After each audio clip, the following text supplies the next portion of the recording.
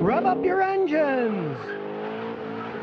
Today I'm going to explain the truth about carbon cleaning your engine. Now, as I've showed in previous videos, it really doesn't matter if the outside of your engine is dirty, but it's important that the inside of your engine is clean. So of course, you want to change your oil regularly to keep the engine clean that way, but realize that when gasoline burns in Earth's atmosphere inside your engine, that one of the byproducts is carbon, and carbon can take up space inside your engine. If you get a lot of carbon buildup inside the combustion chamber, the carbon takes up space. That space will make the compression ratio go higher because you have less space in the same area.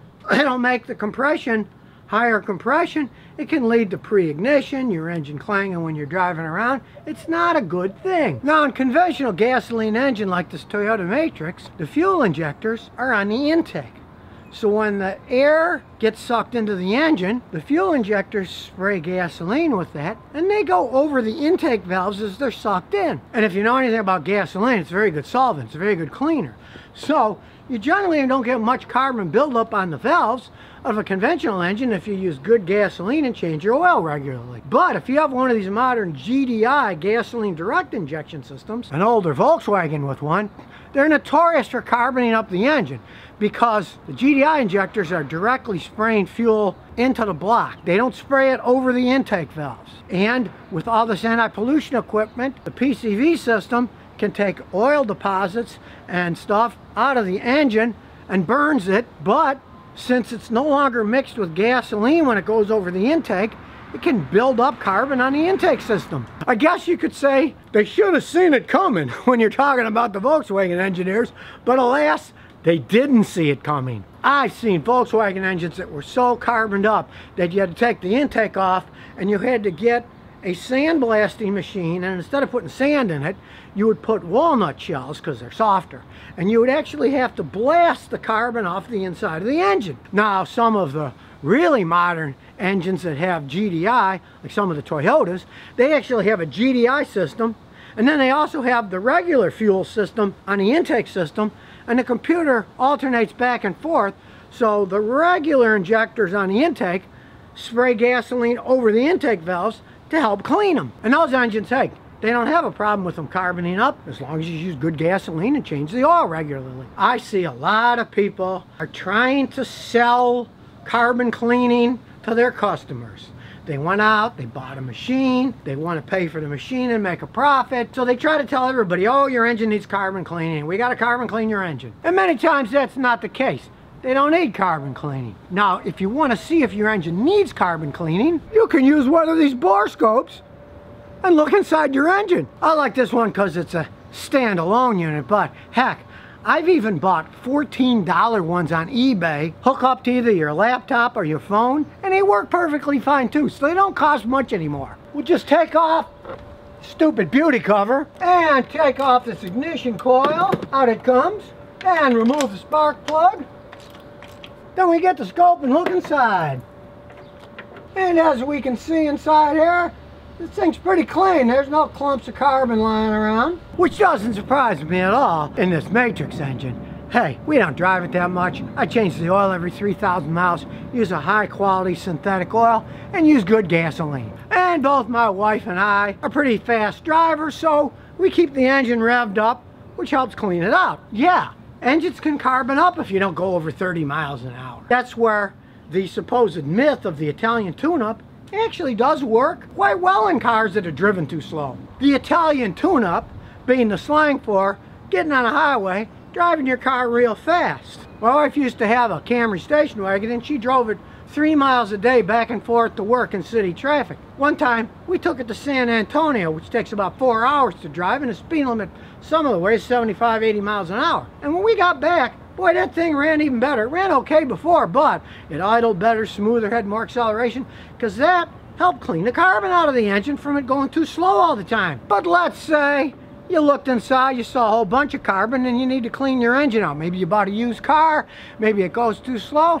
There are lots of carbon cleaning systems out there, but only a few of them are actually safe. Now, one is using water. What's water do when it gets really hot? Turns to steam.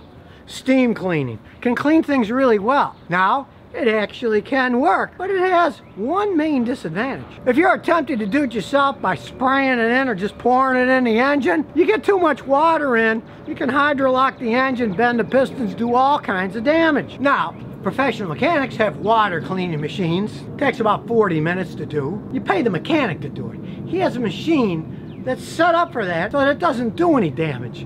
It's a relatively complicated procedure. It's not just sitting there guessing, spraying or pouring water in the intake. Heck, in World War II, some fighter planes, they had a system that if they were being attacked and they had to try to get away as fast as possible, they could actually inject coolant to the engine right into the engine, because not only does it clean, but of course it gives a boost of power. Hydrogen, H2O, oxygen, you get more power that way. It's not something you're going to do all the time. Sometimes the engines would blow up, but I guess if someone's behind you with 50 caliber machine guns blasting away, you really don't think about damaging the engine that much. The machine that seems to do the best cleaning that I tried out is the ATS chemical one. The 3C induction cleaner. It hooks up to the induction, and what it does is there's a microprocessor and it has timed release of chemicals that they've created to clean all the different parts and do it correctly without damaging the engine. Now, I remember a little while back when Ford came out with their GDIs and they were having carboning up problems.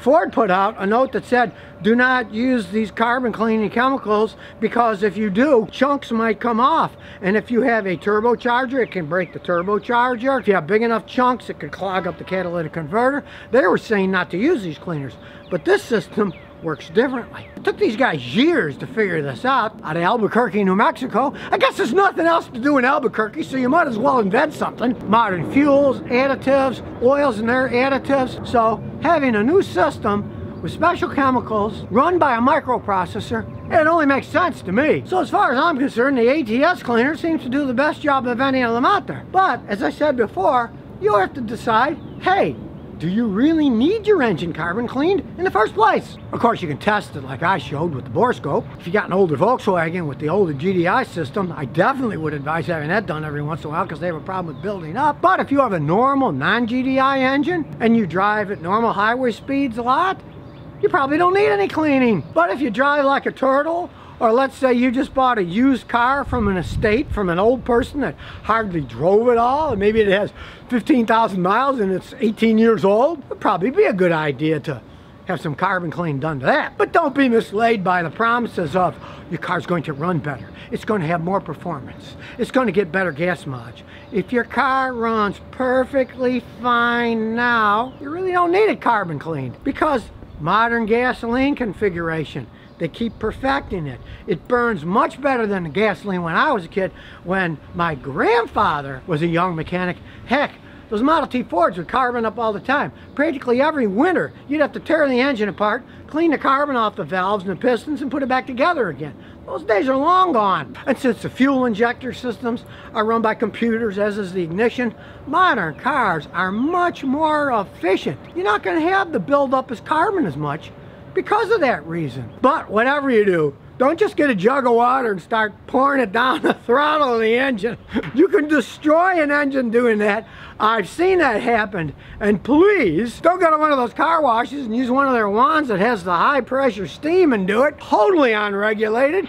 And you'll probably destroy your engine if you start spraying that inside. So now you know the truth about carbon cleaning your engine. And realize, for most people, most of the time, it's an unnecessary process your car just doesn't need. Because unfortunately, carbon cleaning, that's become like some of the snake oil products where people say, add this to your engine's oil and it'll run better and rebuild your engine while you drive. It's all a bunch of nonsense too. The additives in oil are fine.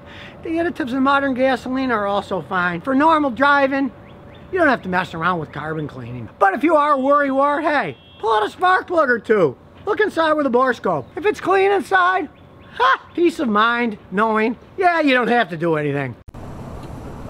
So if you never want to miss another one of my new car repair videos, remember to ring that bell.